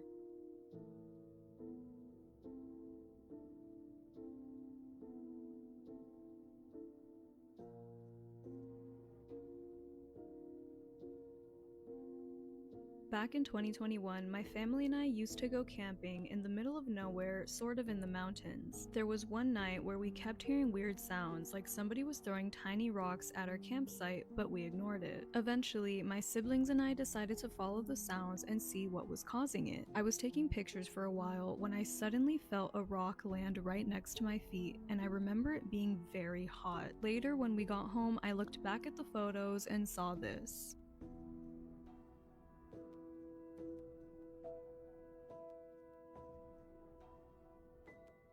Tuck in, because I need to tell you guys this ghost story. This story was sent into my email, and if you have any ghost stories, paranormal encounters, or scary stories that you need to share, you can send them to the email in my bio. There are rules in the Appalachian Mountains that locals never joke about. And back in August of 2019, when I was just 14 years old, I learned why. Me, my mother, her fiance, and my 2 younger siblings had all just moved from northern Kentucky near Cincinnati to this tiny town in southeastern Kentucky. I didn't even know small towns like that existed, and I wasn't used to it at all. As soon as we got there, I noticed that everything felt different. The mountains in the background, the silence, even the trees seemed to feel different. They were eerie, and I felt like their branches were creeping out to grab me. Our new home sat on about 3 acres of land that was surrounded almost completely by thick, dense, dark forest. During the daytime, I will admit, it looked beautiful. It was picturesque, a backdrop to peaceful mountain living, endless trees wrapping around the property line, and the sounds of birds singing their songs. But at night, those woods looked and felt very different. They no longer felt warm and comforting and beautiful. They felt like they held secrets. They felt alive, like if you got too close, they would part and swallow you whole. I had already heard whispers and stories about the forests as soon as we had gotten there, but back then I didn't understand why locals treated the forests the way that they did. People there had 3 unspoken rules. 1. Don't whistle outside after dark. 2. Don't look too long into the tree line. And the most important of the rules was number 3. Whatever you do, don't go into the woods at night. Of course, since we weren't from there, none of us really took it seriously. We chalked it up to local superstition and continued on about our days. A few weeks after school started, I became friends with 2 girls, Brooke and Kylie, who had lived in the area their entire lives. And from the moment we met, we were inseparable. One weekend, we decided to have a sleepover at my house, mostly because we were the ones who had the pool. But the night started like any other. Typical teenage things, movies, snacks, and music. A few hours into the night, Brooke suggested that we go exploring in the woods behind my house and tell scary stories. Almost immediately, Kylie got weirdly quiet. You could feel the vibe in the room change. I remember her looking toward the dark window and saying, "I really don't think we should do that." Brooke laughed and asked why. That's when Kylie spoke up, saying, "When people around here tell you not to go into the woods, they mean it. There are reasons." Hearing her say that, I remember rolling my eyes a little because, honestly, I thought she was just trying to scare us. I was from the suburbs, and so the woods were just woods to me, and really the only thing freaking me out was the simple notion of getting lost out there. Eventually, though, Brooke was able to convince us both, so around midnight, after everyone in the house had gone to sleep, we put on our shoes, tiptoed down the hallway, and snuck outside. The air that night was heavy and humid, and the cicadas were so loud that we almost felt like we didn't have to worry about our footsteps being heard. We crossed the backyard and reached the tree line. I hesitated for a moment, but eventually I stepped over some roots, squeezed between 2 large tree trunks, and crossed the threshold. And the second I did, everything changed. The temperature around us dropped considerably, and instantly. And the deeper we walked, the quieter it became. The sound of cicadas was gone. So was the slight breeze from before, and it almost felt like my ears were underwater. The only comfort was the beams of our flashlight bouncing between the trees. We followed this pathetic excuse of a narrow dirt trail farther into the forest until eventually we found something that I had never expected to find in there. An old church, hidden in the middle of nowhere, forgotten. It looked as if it had been abandoned for decades. The forest had done its work reclaiming it, and there was ivy crawling up on all of its sides. The roof was sagging with rot and the weight of leaves and branches, and the cross that had once sat upright was now hanging crookedly above the front doors. Brooke thought it was amazing. She ran up the stairs laughing and in awe, while me and Kylie followed behind her. We had brought alcohol and a few joints with us because we were being rebellious teenagers after all, and so we sat on the church steps talking, smoking, and trying to scare each other with ghost stories. At first, it really was fun. It was a carefree night and we were carefree kids, but I couldn't help but notice that the entire time Kylie kept glancing towards the woods around us, almost like she was listening for something. Suddenly, she stood up, and quietly she said she had to use the bathroom. She dismissed herself and walked around the side of the church and disappeared into the darkness. A few seconds passed, maybe 10 or more, and she came sprinting back around the corner at full speed, terror written all over her face.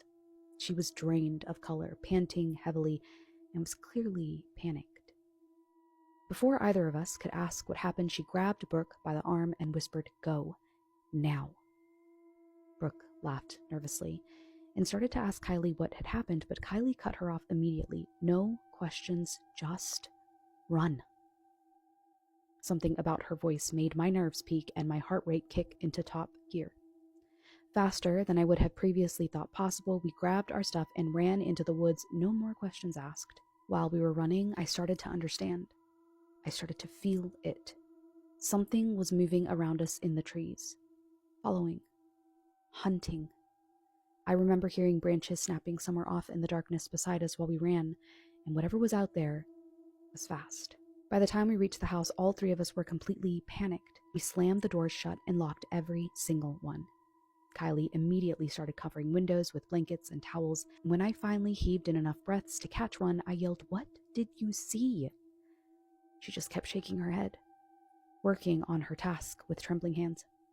For a minute, she wouldn't answer, until eventually we all sat together on the floor in the middle of my upstairs bedroom. And in a tiny, trembling voice, Kylie finally spoke. "When I went behind the church, I looked into the trees."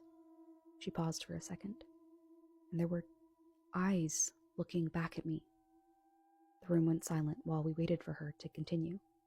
She said at first she thought it was an animal, but then the eyes got closer and closer until she realized that she was looking at a woman standing in the woods. A woman with pale white skin, bare feet, long, wet black hair hanging over her face, and a cross hanging from one hand. And her eyes, they were completely white. No pupils, no color, just white.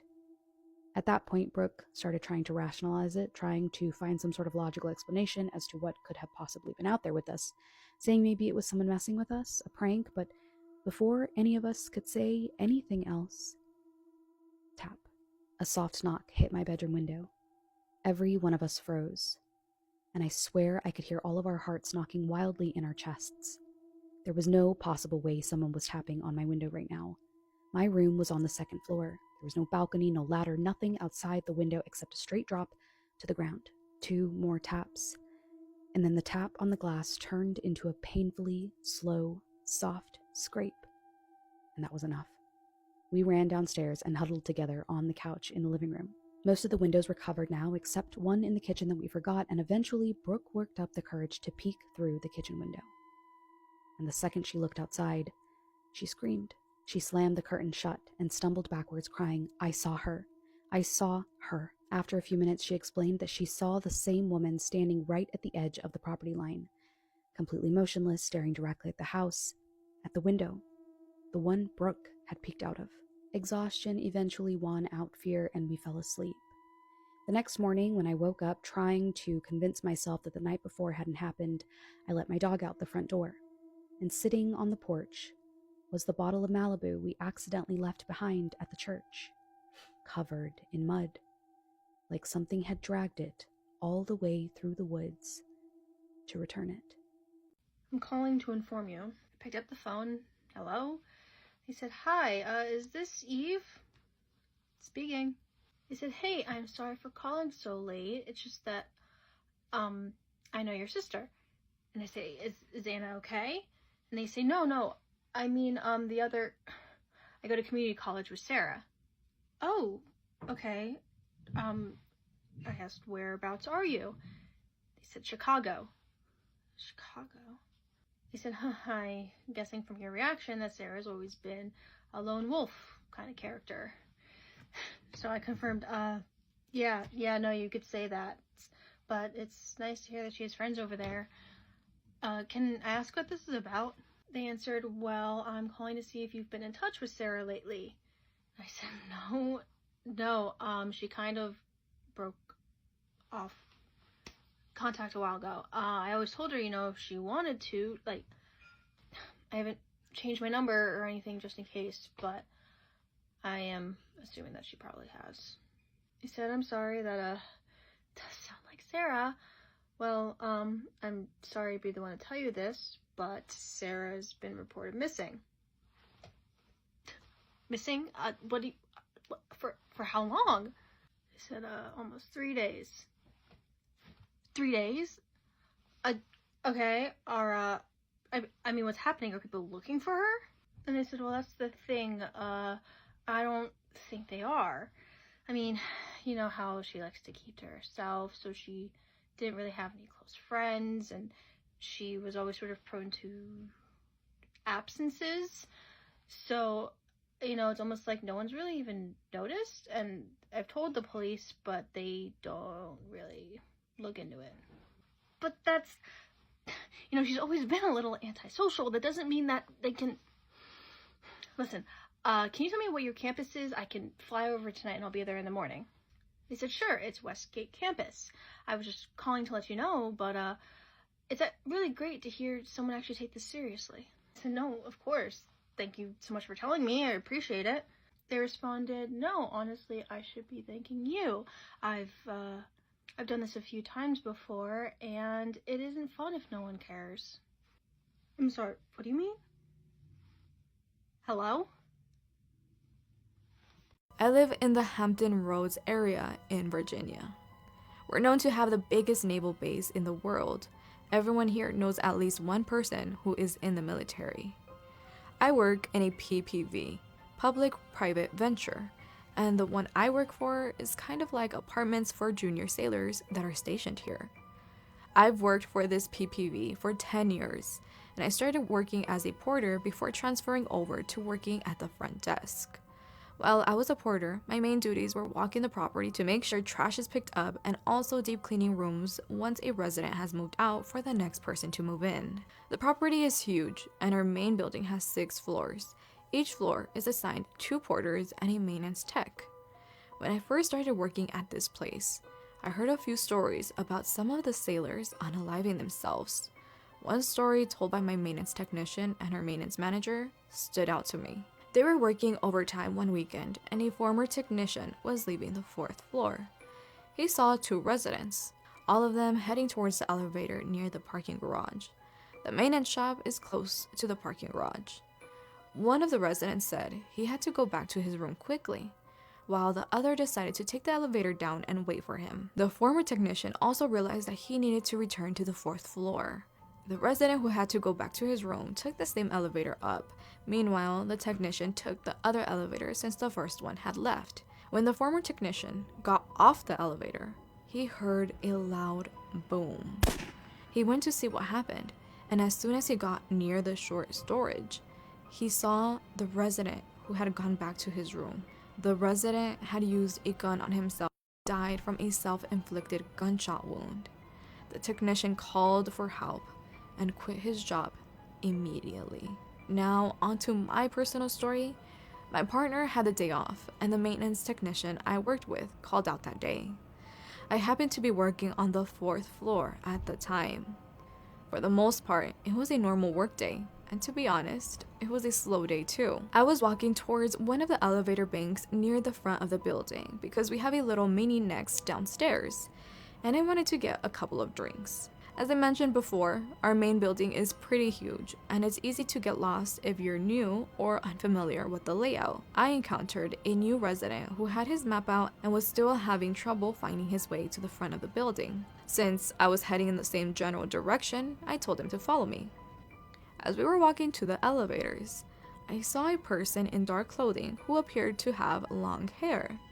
We were getting close enough to see this person trying to get on the elevator. Then, it looked like they just disappeared out of nowhere. At first, I have a creepy video to show you, and this is one of those videos where it is so divided, and I really want to know what you think. This video takes place at a hospital located in Argentina. It was supposedly taken at around 3 a.m. and it shows an overnight security guard sitting at his desk when all of a sudden the automatic doors open, and he proceeds to check the patient in like normal, but something seems off.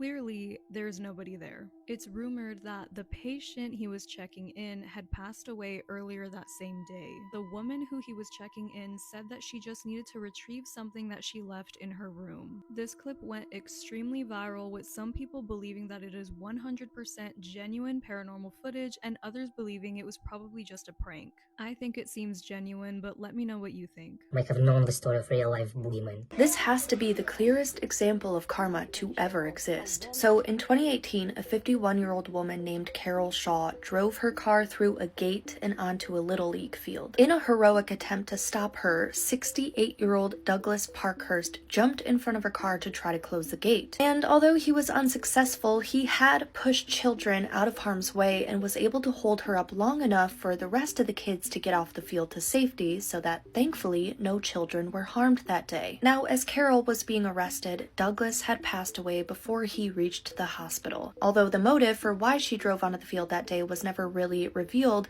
Carol did have a few drunk driving charges in the past, and she was charged with manslaughter because of Douglas's death. Well, while some were celebrating Douglas as a hero, others were digging into his past. And that's when the story gets really twisted, because it was soon discovered that all the way back on Halloween night in 1968, a 4-year-old girl named Carolee Ashby was trick-or-treating with her older sister. And with her older sister still holding her hand, Carolee was run over by a drunk driver who just continued driving. And the case went unsolved for almost 45 years. Until 2013, when our hero Douglas walked into his local police station and confessed to being Carolee's killer. He admitted to running Carolee over with his car after a drunken night of partying. Now, because Carolee's death would have been considered manslaughter, and it's now been about 45 years since it happened, the statute of limitations has long run out, which I can't even believe is really a thing. So Douglas was set free to live his life, and get this, he never even apologized to Carolee's family. But when you fast forward to the Little League baseball game 5 years later, we have a drunk driver named Carol, totally unconnected to Carolee's family, by the way, who hits and kills young Carolee's killer, Douglas Parkhurst, and gets time in jail for manslaughter, the charge that Douglas escaped. Carolee's older sister, the one who was with her the night she was hit and killed, gave an interview after the incident at the Little League field. She said that Douglas's being hit and killed had finally made a complete circle. We listen, we don't get scared, and we don't judge. Let me give you guys a story time of this guy who used to abuse this lady, and every single time she would tell herself that she's leaving this guy, he would come and talk to her and things would be okay, and she wouldn't know why. So this lady was somebody that lived with us before we moved here, and she was such a sweet lady, yo. I did not understand why she was such a nice lady staying with this kind of man. This man was very rude. Like, he was not somebody that was sweet. He never allowed this lady to have friends. Mind you, my mom has like kids, so she would come and like watch us sometimes or whatever. And this man hated that. Sometimes my mom would be like, listen, just please watch them for me and then I'll pay you later. And now when it's time for us to take the money to the lady, we would have to knock, we would have to shout, and he would not allow her to come outside. And eventually he would come to the gate and take the money, right, that my mom is paying the lady, and he would never give this lady money, right? How my mom knew this was happening was because the lady would be complaining and say, oh, I need new shoes or I need new pants or whatever. And then my mom would be like, no, just come watch the kids, I'll pay you. And then we would give the money to the man, and then she would still be complaining about the same thing. And my mom would be like, but I paid you last week. And then, you know, you would see her looking for like an excuse or whatever. Cool. This one time, this man beat this lady and broke her leg. And she came to our house for refugee. We helped her, whatever. And it was at night, so we helped her, like, gave her a place to sleep. And then the following day, she went to her home. It wasn't far from where we stayed. You understand? How? The following week, for that time, we did not see her. We did not speak to her. The following week, we see her, she's walking hand in hand with this particular man. And my mom was like, what the heck? And I was so shocked, you know, I was the one that made the comment and be like, ma, like, do you see, like, he broke her leg, now they're back together, like, what's going on? And my mom used to be like, you cannot judge, just wait till you grow up and you will understand. And this happened multiple times, y'all. This happened a lot of times where this guy would do something to her, like beat her up to the point where she needed to go to the hospital. Next thing, she disappears, and then you think that she's in her hometown. No, She's back together with the man. This one time, he beat her up so badly, bruised her to the core. And then baby girl came to our house again. And then we called the ambulance for her. I'm pretty sure those ambulance people knew us at this point. We called the ambulance for her. She went to the hospital. My mom kept on checking in on her. This time she was very vocal on the phone. Like, she would call and be like, oh, I'm doing better. The doctors say this, the doctors say that, which is very unusual. Oh, okay, again, she keeps quiet, while she's still in the hospital. And we're thinking, she must have gone back to her man. Probably 2 or 3 months down the line, she comes knocking at our door. It was a weekend, I think, a Sunday. Comes knocking at our door. She has like a gift, and she has like gifts for all of us. And she tells us that, I got a new job at so-and-so. And she's like, she was in the hospital for some time, but she got a job now. She just wants to thank my mom for all that she has done for her. And my mom obviously is like, oh, you never went back to your man. She's like, not anymore. Sits down for tea, and obviously I'm sitting down. I'm sitting there next to them, acting like I'm watching TV while they're talking, and this lady is telling my mom that, this person, they're speaking in codes, but I'm not stupid. I've been a gossiper since I was young. Since birth, I've been a gossiper. So they're sitting down and they're talking about how Mr. Man was bewitching baby girl all this time. She's like, there was a time where she was cleaning, and, something told her to clean under the fridge, because they never clean under the fridge, right? So she's sweeping, and as she's sweeping near the fridge, now it's time for her to pull the fridge. She's like, hi man, she's tired, you know what I mean? She's like, she gets like very tired to the point where she sits down and she forgets that she has to clean the kitchen, under the fridge. She lets it go, but something keeps on poking for her to clean under the damn fridge. Okay, she sweeps under the fridge. She sees nothing, obviously. She decides, no, let me pull the fridge. She pulls the fridge, and behind the fridge is a mayonnaise bottle, right? And it doesn't have the label no more. It's the one with the green lid on top. And inside is her picture, 2 red coins, this water that smells so dirty, and there's also weeds, like grass inside. So she turns the bottle and turns it around. She's like, what the hell? And then she opens the bottle because there was something that was written on that photo. She pulls the photo out, and it's written, you will never leave me, you will always love me. Basically, the man never wanted this lady to leave her, but the guy beats this lady up, bruh. Like, how? You could have just treated me right, That's what the lady's chat was. You could have just treated me right. I wasn't gonna go anyway because, she loved this man. So she explains to my mom that, like, there were times where he would beat her up so badly, and she would tell herself that she doesn't want anything to do with this man. Unfortunately for her, he would go and speak to this lady's mother, and the mother would allow for him to see her. And she's like, as soon as he speaks to me, I just lose all composure, and I go back and I go back to this man, and I find myself back to square one, and I don't understand why. She's like, sometimes she just would sit down and not understand why she's still with this person.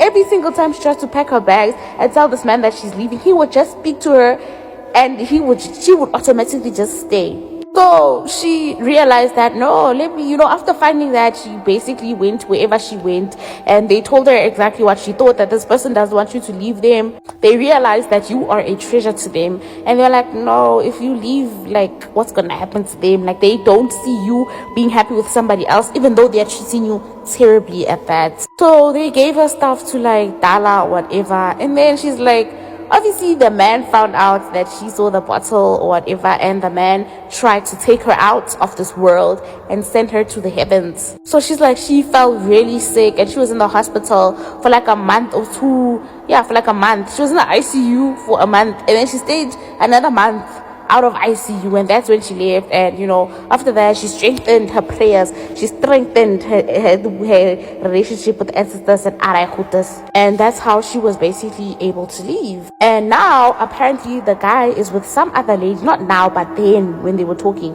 the guy was with some lady, and I think the guy did exactly what he did to the lady that was talking to my mother, and that lady was the one that was beating him up now. That lady apparently was like, she didn't understand why she loves him so much. She's abusive towards him. She's never done such things. And the lady that's sitting with my mother, don't get confused, was like, I want to tell her so bad that this person is an evil person, but with the spell that she's under, she could go tell him, and then it's gonna seem like I'm just trying to ruin their things, so she's not getting involved. And, you know, after that, like, her and my mom kind of spoke about something else. And she was like, in the next relationship, she's going to be careful, whatever. And, yeah, I don't know where that lady is now, but she did leave that guy. Yeah. As for the guy, I also don't know where he is because we moved. So, I don't know. I mean, yeah, bad time to be a cruise ship, I would say that much. Between April 23rd and April 27, 2026, U.S. Customs and Border Protection boarded multiple cruise ships as part of a pre-planned intelligence-driven enforcement operation. On April 28th, Homeland Security investigations followed up with additional arrests. In total, 28 cruise members, some Disney cruise ship employees, were detained and interviewed. Out of those 28 people, 27 were confirmed to either be involved in the receipt, possession, transportation, distribution, or viewing of child exploitation material.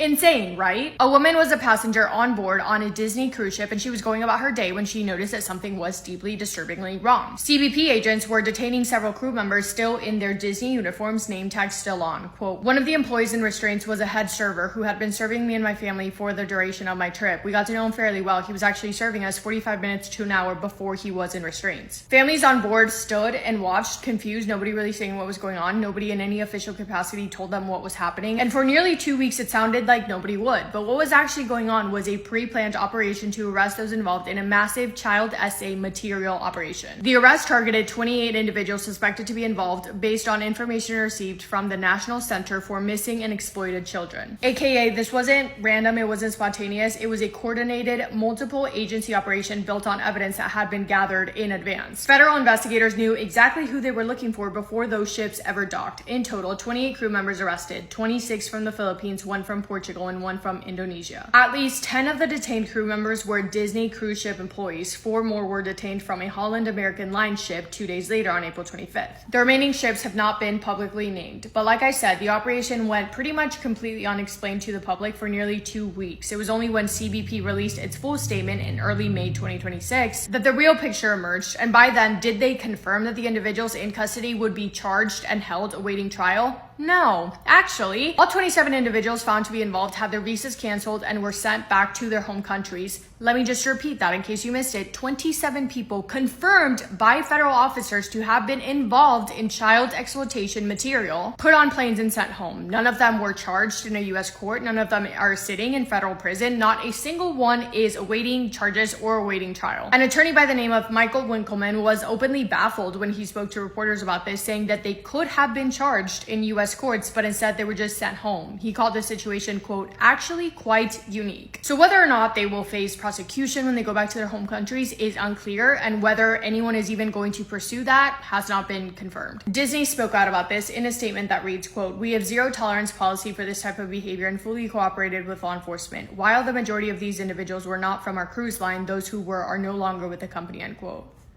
Pretty generic. I would say I'd call it the bare minimum. No acknowledgement, of course, of how this was allowed to happen. No outline of what screening changes were going to be made. Just don't worry, you guys, they don't work here anymore. Which is not only a slap in the face to every single family that was on board, given that those family were on one of the most trusted, most family-focused brands in the world. They were sharing a ship, sharing dining rooms, pool decks, public areas with their children, with people federal agents had flagged for child exploitation. They had no idea. They were never told. Also, massive slap in the face to anyone who may be connected in any way to any victim. And the hard truth is that this isn't the first time that we're hearing about something like this. This is part of a pattern. I don't even, yeah. I'm seeing this nowhere. Why is this not being talked about more? Because why are we pretending like this is normal? Are we literally okay? That's all. Let me know your thoughts. Thank you for spending time with me today. Hope you guys are having the best day. If not, go do something to make it the best day. Make somebody happy, and I will see you in my next video. Massive kiss on the forehead to every single one of you.